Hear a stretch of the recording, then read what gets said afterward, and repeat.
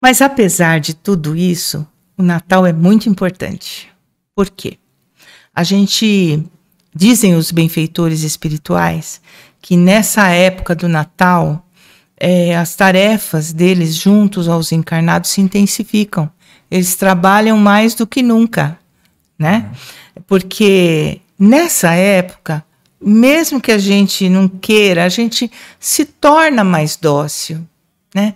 Parece que a gente entra num clima. A gente fica mais fraterno. Fica mais fraterno, né? A gente fica mais receptivo aos ensinamentos evangélicos, né? A gente pensa em Jesus, né? Mesmo que seja de vez em quando, mas a gente pensa, né? E então o que acontece? Possibilita para o plano espiritual trabalhar na recuperação espiritual de muitos, principalmente aqueles que estão envolvidos em dramas de ódio e de revolta. Porque é uma época que fatalmente parece que tudo colabora para que você fique mais tranquilo. E a casa espírita, você acha que a espiritualidade trabalha independente da casa? Porque a maioria das casas fecham, né? É o que eu falei lá no começo, a espiritualidade não depende de centro espírita, né? Quem precisa somos nós, trabalhando uns pelos outros, né? Tanto da espiritualidade, do lado espiritual como material. Mas a espiritualidade benfeitora, se eles não trabalhassem, o que aconteceria na pandemia? As casas fecharam. E agora? Então vamos parar, gente? Vamos fazer uma greve espiritual aqui? Não existe ninguém mais isso. ajuda ninguém. Porque a gente tem que ser fraterno no cotidiano, né? Não é só dentro do templo, né? Exatamente. Quantos de nós fomos utilizados na pandemia na ajuda de espíritos necessitados nos nossos evangelhos no lar, nas nossas preces, né? Verdade. Nos nossos podcasts, nas nossas lives, né? Nos nossos estudos. Quantos de nós estudando reunimos grupos de espíritos para ouvir aquilo que estava sendo dito? Quantas vezes nos nossos evangelhos nós não sentimos a presença de vários espíritos prestando atenção na leitura do evangelho, na explicação, na conversa, né?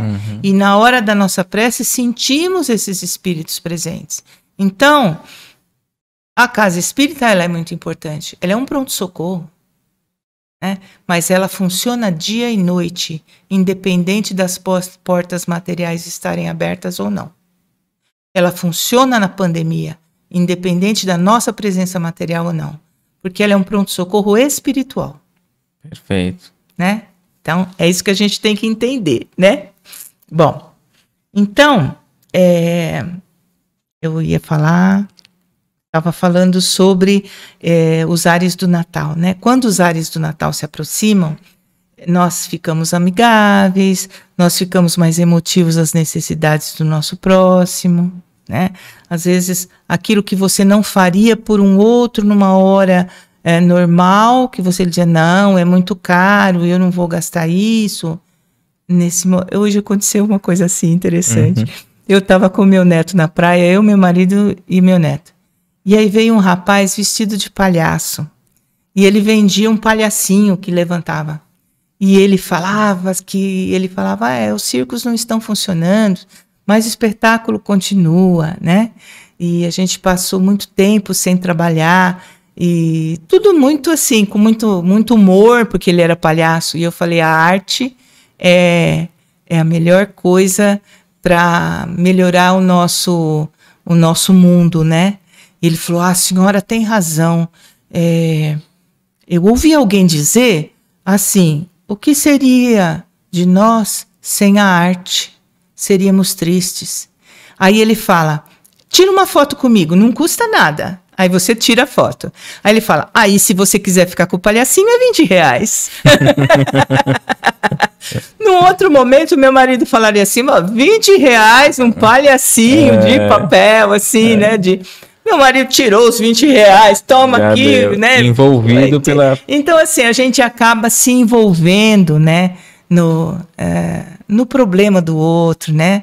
Na situação. E você acaba até esquecendo que, poxa, se isso não vai me fazer falta, mas para ele vai fazer uma diferença. A gente sai do nosso eu, né? A gente sai do nosso eu nessa época. E isso é muito bom.